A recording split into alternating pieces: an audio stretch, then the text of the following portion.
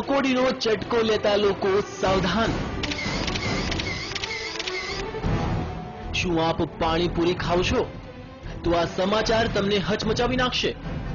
શું આપને ખબર છે કે કેમ બને છે પાણીપુરી? ગંદી ગલીઓ, ગંદી ઓરડીઓ, ગંદા વાસણો।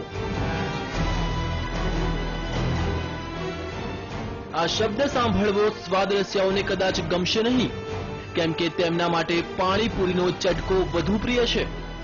પરંતુ વાસ્તવિકતા દર્શાવતા આ દ્રશ્યો પાણીપુરીના ધંધાની પોલ ખોલી રહ્યા છે।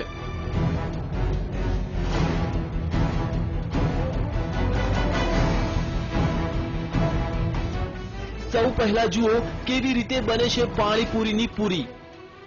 કાળા મસ્ત તેલમાં ન જાણે ક્યારે આ વાસણો છેલ્લે ધોવાયા હશે। આવા તવા અને તેલમાં તળવામાં આવે છે પૂરી।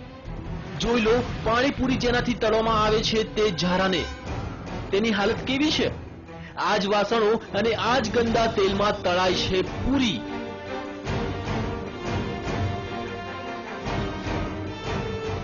તો ચટાકેદાર મસાલો બનાવવા જે બટાકાનો ઉપયોગ કરાય છે તે બટાકા પર માખીઓ પણ બની રહી છે। આવા જ બટાકામાંથી બનેલો મસાલો પાણીપુરીમાં વપરાય છે। હવે જુઓ આ મહાશયને કેવી રીતે ખુલ્લા હાથે મસળી રહ્યા છે પાણીપુરીનો મસાલો। ભાઈને જોતા જ સવાલ થાય કે નાયા હશે કે કેમ? નહાવાની વાત તો દૂરની છે, કદાચ ભાઈએ હાથ ધોયા છે કે નહીં તે પણ શંકા છે। તો જે ચણા ઢોર પણ ન ખાય તેવા ચણાને બાફીને તેને મસળીને બનાવાય છે પાણીપુરીનો મસાલો। જે જગ્યાએ તમે જવાનું પણ પસંદ ન કરો તેવી જગ્યાએ ખૂબ જ ગંદકીની વચ્ચે તૈયાર થાય છે પાણીપુરીની પૂરી અને તેનો મસાલો।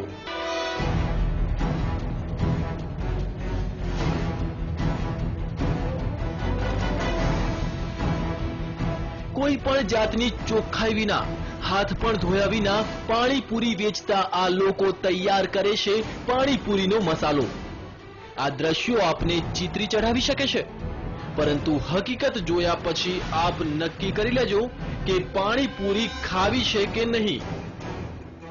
કેમેરામેન તૌસિક મલિક, કૃણાલ ભાવસાર, મનોજ ગોહિલ સાથે નિશિત રાજ્યગુરુ, TV9 અમદાવાદ।